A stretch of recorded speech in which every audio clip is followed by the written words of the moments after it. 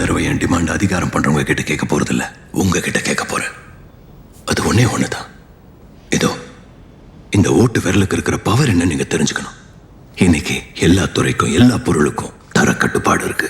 நம்மளே அறியாம எல்லா பொருளுக்கும் தரம் இருக்கான்னு கேள்வி கேட்கிறோம். ஏன்பா இந்த அரிசியில கல்லு இருக்காதுல்ல?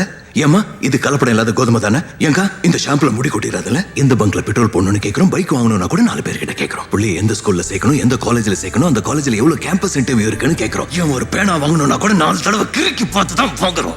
இப்படி எதுக்கு எடுத்தாலும் எல்லாத்துலயும் கேள்வி கேட்கிற நாம ஒரு விஷயத்துல மட்டும் கேட்கறது இல்ல. ஓட்டு போட்டு சிஸ்டத்தை தேர்ந்தெடுக்கும் போது 5 மணி நேரம், வெறும் 5 மணி நேரம் எரியிற கொசுவத்திக்க கூட எவ்வளவு கேள்வி கேட்கிறோம். இதுல அதிகமா புகை வந்துடாதுல்ல? அது என் தொண்டை ஒண்ணும் பண்ணிடாதுல்ல? எல்லா கொசுவும் செத்துரும்ல? ஆனா அதே 5 வருஷம் நாம தேர்ந்தெடுக்கிற சிஸ்டம் தரமா இருக்கான்னு கேட்டிருக்கோமா? கேட்டதும் இல்ல, யோசிச்சதும் இல்ல.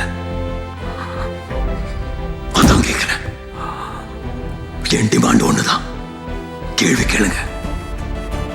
பணம், பயம், ஜாதி, மதம், கம்யூனிட்டின்னு பார்த்து ஓட்டு போடுறதை விட்டுட்டு உங்ககிட்ட ஓட்டு கேட்டு வரவனோட தரத்தை கேள்வி கேளுங்க.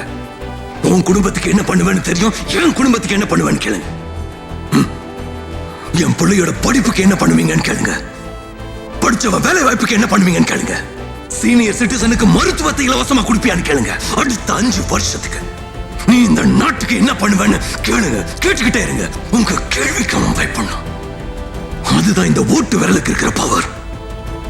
ஓட்டு தான் உங்க உரிமை. அதை வச்சு கேள்வி கேளுங்க. நீங்க மட்டும் கேட்க ஆரம்பிச்சிட்டீங்கன்னா இந்த நாட்டோட மருத்துவத்துறையோ இல்ல ஏழை விவசாயியோட நிலைமையோ மாத்துறதுக்கு இந்த விக்ரம் ராத்தோருக்கோ இல்ல ஆசாத்துக்கோ அவசியமே இருக்காது. நீங்க கேள்வி கேட்டா போதும். உங்க கேள்விக்கு அவ்வளவு பவர் இருக்கு. என்னோட இந்த டிமாண்டை பூர்த்தி பண்ணீங்கன்னா உங்களுக்கு கிடைக்க போறது விடுதலை. உங்களுக்கு உங்களுக்கு உங்களுக்கு உங்களை சுத்தி இருக்க எல்லாருக்குமே வறுமையில இருந்து விடுதலை, அநியாயத்துல இருந்து விடுதலை, லஞ்சம் ஊழல இருந்து விடுதலை. அதுக்கெல்லாம் நீங்க செய்ய வேண்டியது ஒன்றே ஒண்ணுதான்.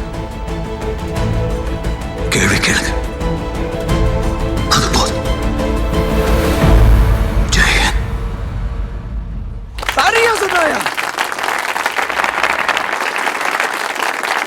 ஹலோ மாதவன்.